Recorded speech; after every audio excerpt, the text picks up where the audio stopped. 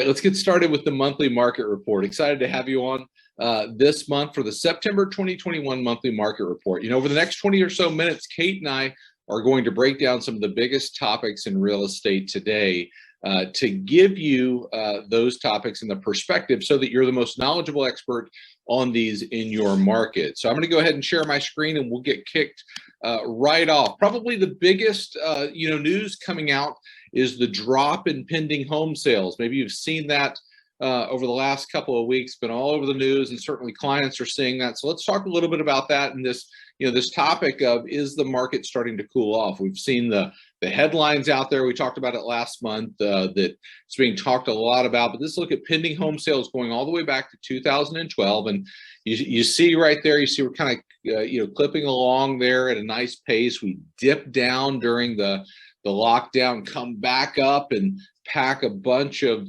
activity, a bunch of home sales in the summer of last year. And then the drop is that little red bar that I just put in there on the screen. You see that drop, still well ahead of where we have been historically, but off the highs of what we saw over the summer last year and coming into the spring of this year. So we look at pending home sales. I want to give you that context about where we stand.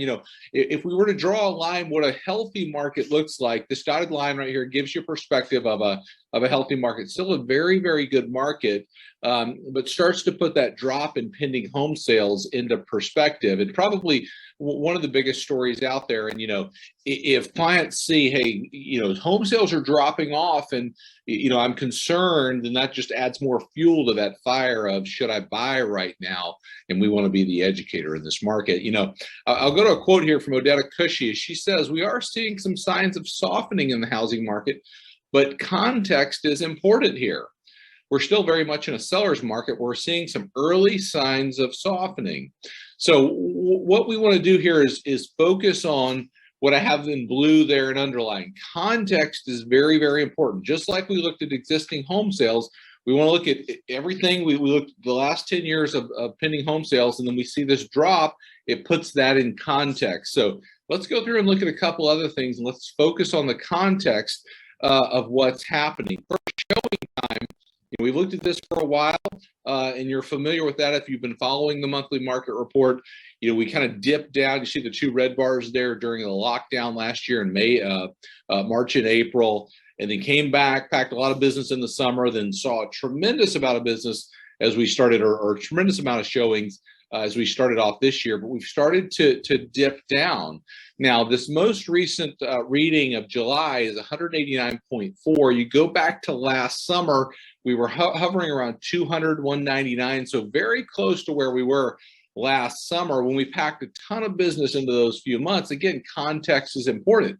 If we go back to 2019, that's what we want to look at for true context. It's hard to look back at 2020 and say, this is a number that we can look at because it was such an erratic year. But this reading back in July 2019 was 123.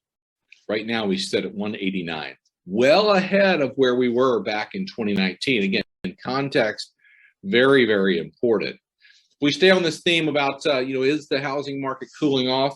Ojo Labs released this. They said the U.S. housing market continues to be ultra competitive, even as new COVID cases surge. But new data shows the level of competition and ensuing price increases may be cooling off just slightly. Data shows that 49.6% of homes sold for more than the initial list price in July, far ahead of the number reported in July 2020, when 26.8% of homes were sold above initial asking price, but below June's total, when 54.4% of homes were sold more than the initially listed. So this is a quote that I had to read several times before I understood it. Our research team went back and graphically laid this out. I hope it'll help you like it helped me. This is what they're saying. Go back to July 2020, 26.8% of the homes sold over list price. June 50.4, July 49.6. So there's your cooling off market there, or what they were saying, maybe cooling slightly. Only 1 out of 2 of the homes sold over list price. Still a very, very robust market. go back to what Odetta Cushy said. We're seeing some of these slight signs of cooling, but 1 out of 2 homes selling over list price certainly is probably not what I would consider a cooling market. Now, if we want to talk about why we're in the market we're in, we have some graphs that I want to share with you that'll help sort of lay this out. And I want to start here with new monthly listing counts, and we'll look back, going all the way back to 2017, and we have in here 2020 as well. So if you look at 2017, 2018, 2019, kind of follow this curve sometime around May, start to peak in the new listings coming to market, and then start to go down and further dip in October, November, and December. That's what an average year looks like with listings. We start out here, kind of bell curve shape, peaking around May, and then tailing off. Well, you see there on the orange bar what happened in 2020. We started off on that normal pace, and then we dropped down. During the lockdown, people pulled listings from the market. Once the lockdown was lifted, started to bring those listings back in. But here's the key that I want you to look at. You can just see it visually. It may be something good to share with a client you're talking with. When listings started coming back to market last year, we never hit the historical number that we'd seen in 17, 18, and 19. We were shy of that. You can just see it there where we kind of hover there below and then tail off at the end of the year. Folks started putting their homes on the market towards the end of the year, but we never saw the volume or count coming to market like we had seen in the past. And there are a lot of reasons for that. There are folks that said, you know what, I feel concerned, life is uncertain, I'm uncertain about health outlook, I don't want to bring a bunch of people into my home. A lot of very valid concerns. We just didn't see the listings coming to market. So that's been the cause of a lot of the issues we've seen in real estate. Now let's look at what's happened this year, because it gets interesting here.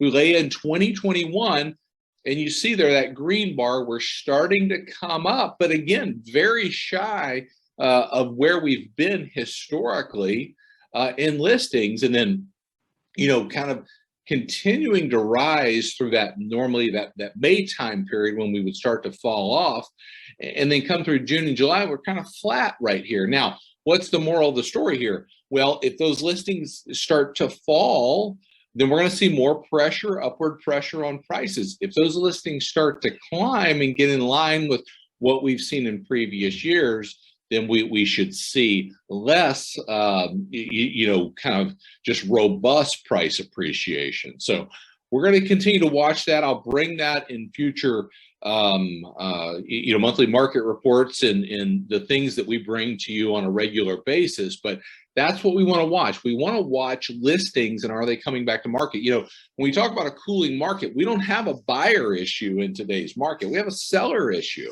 And if we think about the seller issue, is sellers bring more inventory back to market.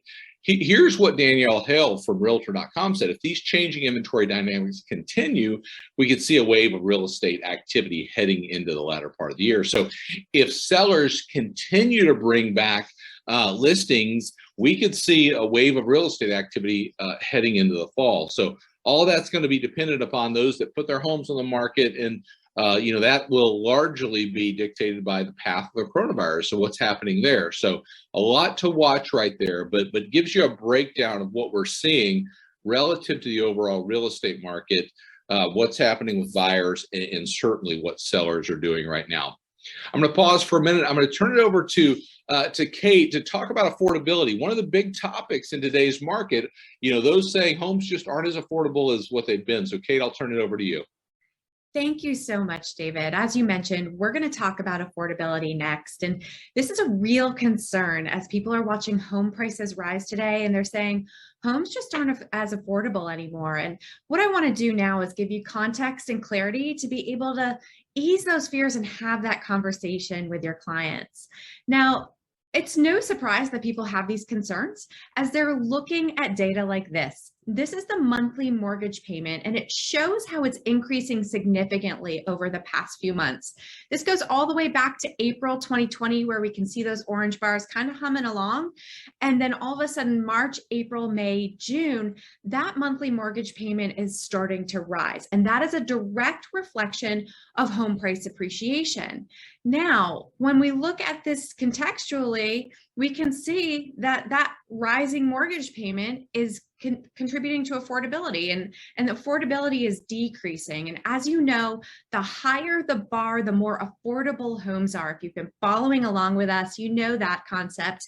And in January, it was much more affordable to buy a home than it is in the last few months. We can see that affordability decreasing.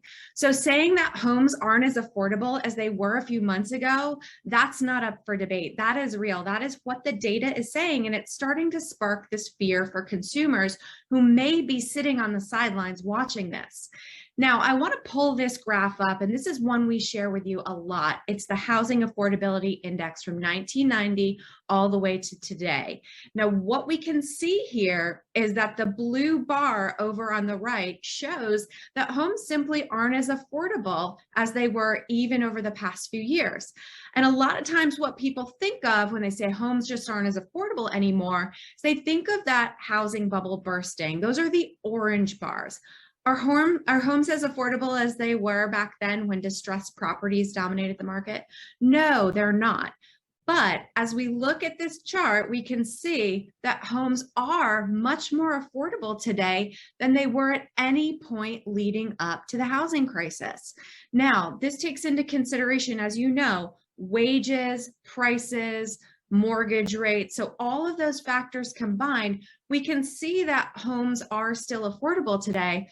But you're not going to get the deal that your neighbors and your friends maybe got a few months ago. So that's the price appreciation starting to play into affordability. Now, where this becomes a real concern is when we talk about renters who are sitting on the sidelines. So you've seen this graph before as well. This is median asking rent going all the way back to 1988. And it is continuing to climb year after year, and it is truly skyrocketing over the past few years. So as renters are sitting here saying, I'm seeing home price appreciation start to really climb, I can't afford to buy a home, I'm not ready to jump into home ownership, what we need to do is help them understand the context as well of rent prices rising even more rapidly, and the fact that they're not building equity and they're building their landlord's equity. So what we want to do is really provide that understanding for renters who may be waiting because they're seeing home prices rise, but renting is creating this real long-term financial challenge for those who are waiting and continuing to rent. Now, we know everyone is ready to buy a home at a different time, so we have to take individual situations into consideration. But as we do that, we can provide context and clarity in the conversation. Now, here's another reason why renters may be sitting on the sideline and waiting, and that's because the percentage of income needed for a mortgage payment is also increasing. Again, reflection on price appreciation. We can see in this red section that that percentage of monthly income that it takes to purchase a home is now climbing even at a faster rate. It's really kind of jumping up. But let's also remember that if it's at 17.1% of monthly income right now, the historical norm is 21.2%. So again, context really helps shape this picture for anyone who might be waiting to buy a home. Now let's hear what the experts have to say. So this is from Freddie Mac, and it's from their Essential Guide to Creating a Home Buying Budget. And it says most lenders agree that you should spend no more than 28% of your gross monthly income on a mortgage payment. This includes principal, interest, tax, and insurance. So what are they saying? They're saying 28% of your monthly income can go to a home buying budget and you're still in an affordable range. What is NAR saying? The 25% mortgage payment to income share takes into consideration that a homeowner has other expenses. such as property insurance, taxes, utility, and maintenance, so that total housing expenses are no more than 30% of income. Housing costs are not burdensome if they account for no more than 30% of income. So NAR is saying if you keep your monthly mortgage payment to 25%, we know that there's also additional costs, property insurance, taxes, utilities, and those can also vary by market. So NAR is saying keep the threshold at 25% for principal and interest, and then you will have an affordable opportunity to purchase a home. Now, let's put that into context because that's what we love to do. When you look at this graph, you can see mortgage payment as a percentage of income. So that green bar, that's what we've established. The data is saying where we are today. 17.1% of income, monthly income, is going towards a mortgage payment for those buying today. Historical average, we're below that. That's the orange bar, 21.2%. And today we are also far below NAR's guidance of saying that 25% of the mortgage payment can go, 25% of income can go to a mortgage payment. So when we put all of that context together and we see in the green bar where we are today at 17.1%, it feels like it's climbing, and it is. That number is going up, and it's not as affordable as it was to buy a home just a few months ago. It's not as affordable to buy a home as it was during the housing crisis. But when we look at the context going all the way back and we put that into perspective, what we know today is that homes are less affordable. That's not up for debate, but they're not unaffordable. Homes are less affordable, not unaffordable. And that's the message we need to share loud and clear for our clients, especially those who are renting, to understand that if you can find a home today, purchasing a home is going to create much more long-term wealth benefits, especially when we factor in equity and rising rental prices and really building that long-term wealth. So I'm going to kick it back over to you, David, to continue on. All right. Thank you, Kate. Let's talk a little bit more just about this market, because I think one of the things, we look at what I talked about before, what Kate just talked about, one of the concerns that people have is, are we heading into a more normal market? We saw folks saying on the front end some expert quotes, the market is starting to cool. And maybe we're not in this, this hyper competitive market, still a very, very competitive market. Maybe that's cooling off. But if we think about normal, the Merriam-Webster dictionary says normal is conforming to a type, standard, or regular pattern characterized by that which is considered unusual, typical, or routine. So I want to break down a few things in the market today relative to that. First topic that I want to talk about is mortgage rates. If we think about mortgage rates, that's what's fueled the demand over the past year. No doubt the meaning of home has changed, but we saw earlier we didn't get the listing inventory in that we needed. And then, oh, by the way, rates fell. If you start to look at rates by decade, 70s, 80s, 90s, 2000s, 2010, seeing what we would maybe call more normal rates. Certainly an interest rate in the sixes, maybe in the fours. Fours are even low by historical standard. But you go back to the 70s or 80s, 8% was not considered a very high rate. You go back to some of the highs back in some of the inflationary times, plus 10%, 15%, whatever the case may be. Look at today. We sit at 2.87% on the average 30-year fixed. So a lot of the instability maybe in the world, some of the issues with the job market right now are giving us lower rates for longer in the mortgage rate area. So still very, very good rates. We certainly wouldn't say that's a normal market by historical standards.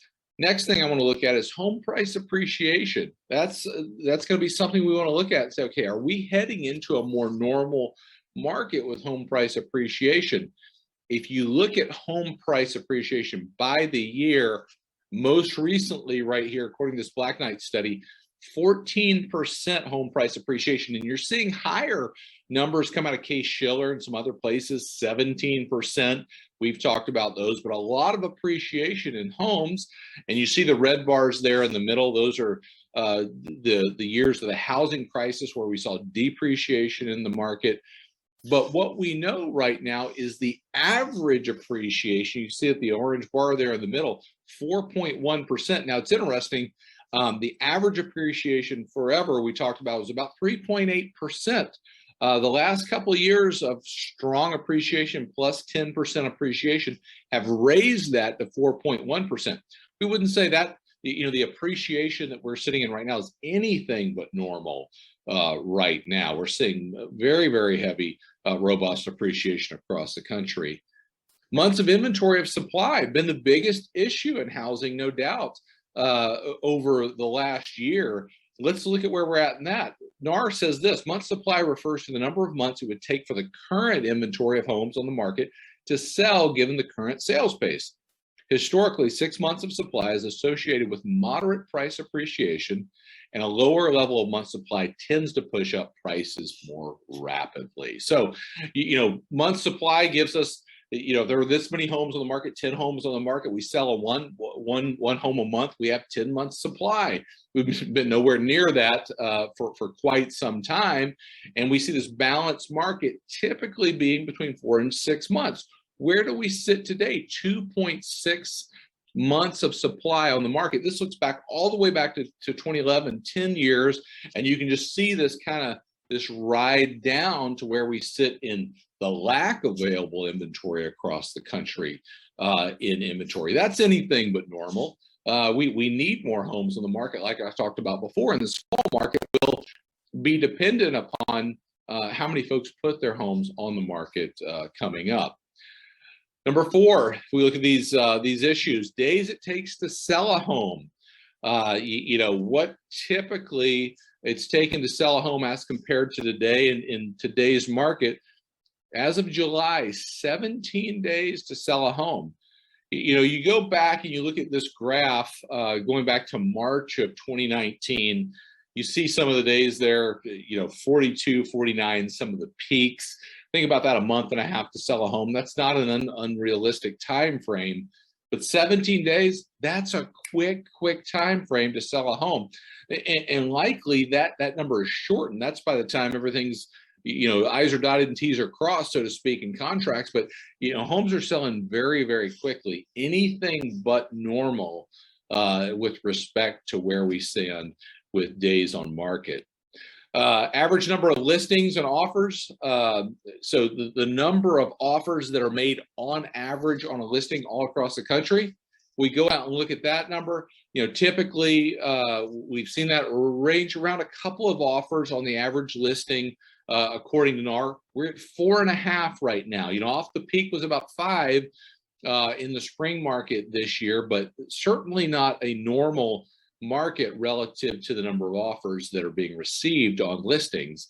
We want to keep that in mind because people say, okay, well the market may be cooling off. Is this something we're heading into, something that's more normal? No, when we look at what's happening in real estate today, it's anything but normal. As we wrap up today, I want to give you a little bit of a look ahead at some early things that we're seeing so that you have that looking ahead here. Home price forecast going into 2022. Starting to get the first look at that. The average of these forecasters, 5.5% from MBA, Fannie, Freddie, and NAR. I give this to you because many may be saying, hey, homes are the price is rising too fast for me right now. I'm going to wait till next year when things cool off just a bit. Well, if you're going to wait till next year, it's just going to cost more, and you want to keep that in mind. George Ratu from Realtor.com says this: I expect an unusually busy fall season. Sellers are putting homes on the market. Normally, this activity happens in the early spring. We saw this quote earlier in the monthly market report I talked about. Many experts say, hey, we could see a very, very good fall season this year because folks are putting their homes on the market. We're seeing that across the country. No better time right now to use the fall 2021 buyer and seller guides to start those conversations, to build rapport before you even sit down and meet with somebody who's thinking about buying. You can get these out electronically. You can put these in the mail. You can get them out a number of different ways, but those are out, and you'll want to take advantage of those buyer and seller guides. They've been redesigned with all the information that your buyers and sellers need to be educated on this market. So I'll wrap up on that. Thank you as always for tuning in to the monthly market report. We're grateful for your support. Our goal is to always bring you the biggest topics in real estate so you're the most educated advisor out there. So enjoy this day. We'll see you back next month. Take care.